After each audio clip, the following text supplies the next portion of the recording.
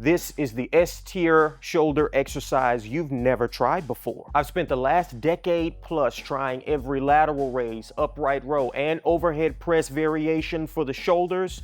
And the one I'm about to show you is the shoulder exercise to rule them all. I'll tell you why it's great and how to do it. Side-lying lateral raise. I've done all the side delt exercises, all the shoulder exercises, if you couldn't tell already. And this is my personal favorite one. So first let's get into how to do it, and then we'll talk about why it is fire. Lay on your side on a flat bench, offhand on the ground.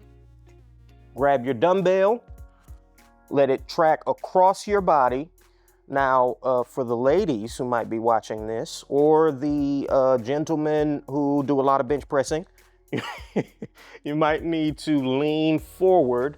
So, you know why. Okay, you don't need to tell you. From there, we're gonna lateral raise straight up toward the ceiling. So bring the dumbbell all the way out, point your fist straight up, and then all the way back. Now make sure you watch out for swinging and momentum, because it's very easy when the weights start getting a little bit heavier to start using momentum and swinging the weight up. Try to keep this under control, straight toward the ceiling, and a controlled descent back to the beginning. Why do I like this exercise so much? Well, number one, what I always look for in my exercises is range of motion.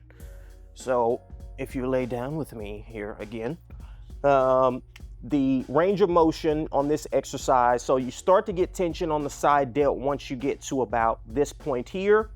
But the nice thing about this bottom position is the weight is pulling you straight. Don't run away. The weight is pulling you straight down, so you're getting that side delt in a more lengthened position than you will on a regular old lateral raise. Tension starts about here, and then tension ends about here just before you get all the way to the ceiling. Now, if you compare this against a regular lateral raise, you don't get tension on the muscle till about here, and the exercise is over here. So we are nearly or totally doubling the range of motion that we're getting for the side delt. Another interesting thing about this is the resistance profile is going to be very different than with a normal lateral raise. With a normal lateral raise, the tension is going to be at its highest once you get up to this point, because again, 90-degree angle. The external moment arm is at a 90-degree angle, meaning the tension is going to be at its highest here. Now, if you shift your torso over and you're lying down, you hit that 90-degree angle here instead. So the resistance is pulling straight down, and our active joint, our axis is here, so we have a 90-degree angle between the resistance and the joint, aka the working muscle. So we get the most tension here when your side delt is in this position instead of in this position. So you get a very different resistance curve than you would otherwise get with a normal lateral raise. I think it's a good idea to vary up your resistance curves and to use exercises that will put peak tension in different positions for the active joint. Talk a lot about stretch-mediated hypertrophy and all these different kind of ideas on what makes for the best exercises. According to the literature, it's probably a good idea to do a little bit of everything. Have an exercise that lengthens the muscle really well. Have an exercise where you get a lot of tension in the contracted position.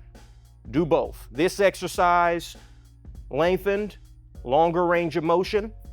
So I would say it is better than your standard lateral raise, but doesn't mean never do a regular lateral raise. It has its place. That's it for today's video, folks. I hope that was helpful. If you want to grab a pair of dumbbells for your at-home setup, then nuoathletics.com/MuscleWiki, MuscleWiki5 for 5% off. Check us out in your app store, MuscleWiki. That's all one word, iOS and Android. I'm Coach Ty, and I will see you with the next one. Deuces.